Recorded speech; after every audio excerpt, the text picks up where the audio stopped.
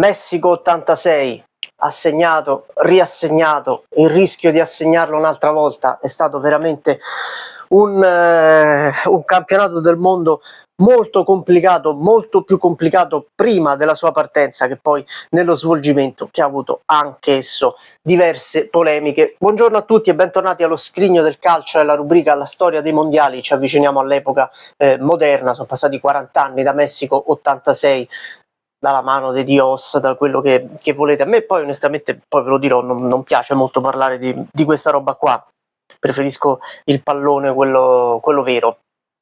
13ª edizione della Coppa del Mondo, assegnata inizialmente alla Colombia,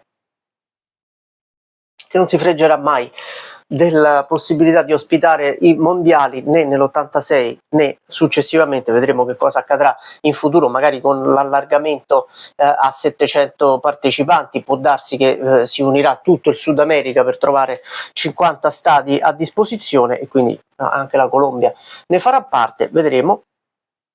La Colombia già nel 1900, fra l'82 e l'83, inizia il governo colombiano ad avere dei dubbi, intanto perché ci sono delle infiltrazioni di i famosi cartelli della droga, una violenza e un'insicurezza tali che fanno vacillare sia la Colombia stessa che la FIFA sulla effettiva opportunità di far organizzare alla Colombia i mondiali, e poi tutto questo provoca anche una crisi economica che fa recedere appunto tra l'82 e l'83 il governo colombiano dall'organizzazione dei mondiali, tant'è che il presidente dello Stato sudamericano dirà: non sappiamo dove si giocheranno, ma di sicuro i mondiali dell'86 non si disputeranno nel nostro paese. E così parte un nuovo bando che il Messico vince proprio per una manciata di voti sugli Stati Uniti. Ma un anno prima dello svolgimento dei mondiali, quando sembra tutto organizzato, purtroppo il Messico subisce un terremoto di proporzioni davvero immani, devastanti, oltre 10.000 morti, che mette a serio rischio l'organizzazione, tant'è che gli Stati Uniti si rialzano di nuovo la manina e dicono: oh, ci saremo sempre noi se voi non riuscite ad organizzare. Invece il Messico riesce ad organizzare, diventando il primo paese ad ospitare 2 manifestazioni della Coppa del Mondo nella sua storia, 70 e 86. Sono sempre 24 le squadre come nell'82, ma cambia la formula. Non era piaciuta a nessuno la formula con i 2 gironi e si inizia a fare quello che poi si farà fino al 94, ovvero i gironi a 4, le migliori terze ripescate, poi ottavi di finale, quarti, semifinale e finale. Onestamente credo anche la soluzione più affascinante per i tifosi e anche più comprensibile per tutti. Sono 24 appunto le formazioni, si gioca dal 31 di maggio al 29 di giugno, quindi classico mese. 3 esordienti sono il Canada, l'Iraq e soprattutto la Danimarca, che sarà una delle più belle squadre viste in generale ai mondiali, sicuramente la più bella di quell'edizione lì. La Danimarca gioca benissimo, una squadra proprio bella da vedere, tecnica, e si fa poi eliminare agli ottavi di finale perdendo 5-1 con la Spagna.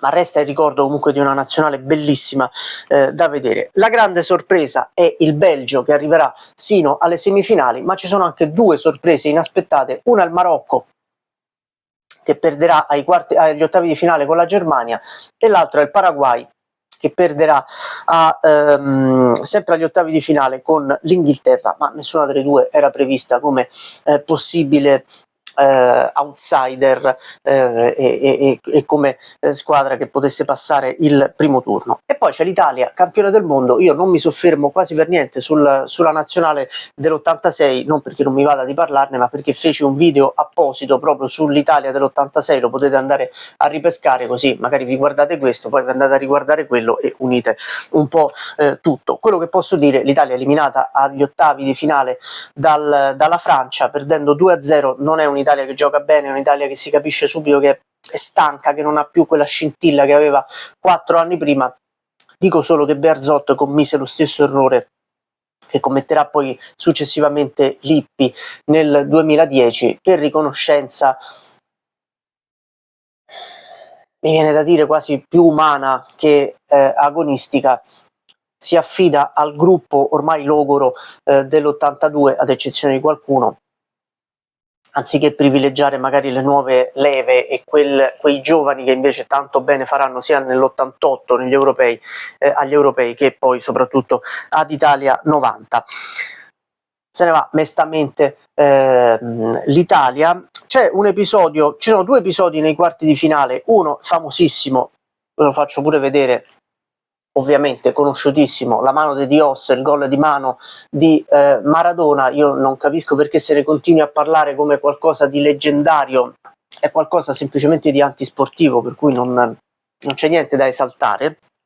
Mentre c'è da esaltare ovviamente il meraviglioso gol del numero 10 dell'Argentina e del Napoli, sempre nella stessa partita, davvero il bello e il brutto dello stesso fuoriclasse, dello stesso campione, il gol che ovviamente non vi devo spiegare io, in cui partendo da centrocampo smarca tutti i giocatori e segna uno dei gol più belli proprio dell'intera storia del calcio. Ma succede qualcosa di incredibile anche in un altro quarto di finale, in Francia-Brasile. Durante Francia-Brasile vanno ai calci di rigore, tra l'altro sbaglia pure Platini, che tira su Marte, non si sa perché.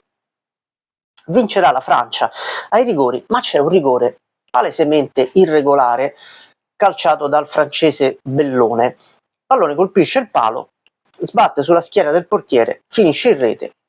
Qualche brasiliano protesta, poi si ritira così, l'arbitro assegna il gol ovviamente irregolare, perché non siamo in partita.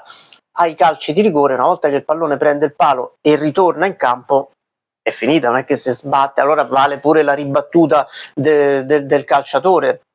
Era un rigore palesemente da ribattere, e in questo il calcio di una volta non aiutava questi errori, perché se l'arbitro e il guardalinee non se ne sono accorti, non hanno capito o non si sono resi conto bene di quello che era successo, il VAR oggi avrebbe palesemente annullato il gol della Francia. Le semifinali sono Argentina-Belgio e Francia-Germania. Francia-Germania finisce 2-0 per i tedeschi, mentre Argentina-Belgio finisce 2-0 per i sudamericani. La finale, la prima delle due, anzi delle tre finali tra Argentina e Germania, si gioca il 29 giugno del 1986.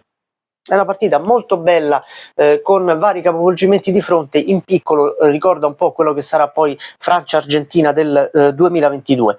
Vince l'Argentina 3-2, segna al 23esimo per gli argentini José Luis Brown, che purtroppo ha una storia molto triste, perché è morto nel 2019 a poco più di 60 anni per una rarissima e precocissima forma di Alzheimer. Al 56esimo raddoppia Valdano, poi la partita sembra chiusa, ma la Germania in 6-7 minuti la riequilibra con Rummenigge che segna al 74esimo e con Rudi Völler che pareggia a 10 minuti dalla fine. Sembra tutto pronto per i tempi supplementari, caldo, umido e altitudine alle stelle. Ci pensa però Burruchaga, che approfitta di un macroscopico errore della difesa della Germania, che decide di fare fuorigioco senza motivo, e all'84esimo permette all'Argentina di vincere 3-2 e portarsi a casa il secondo titolo mondiale della sua storia. Il capocannoniere è l'inglese Gary Lineker, che vince un'altra volta con 6 reti. Come vi ho detto, fino al 2002 tutti i capocannonieri dei mondiali segneranno 6 reti. Questa è la storia di Messico 86, di cui qui ho anche l'album riprodotto dalla Panini, dalla Gazzetta dello Sport in questi ultimi giorni, in queste ultime settimane. C'è pure il retro con le città e le varie sedi di quel mondiale vinto dall'Argentina. Questa è la storia dei mondiali, questo è lo scrigno del calcio. Ci vediamo martedì prossimo e parliamo di Italia 90, forse il mondiale più bello per noi italiani, nonostante non l'abbiamo vinto.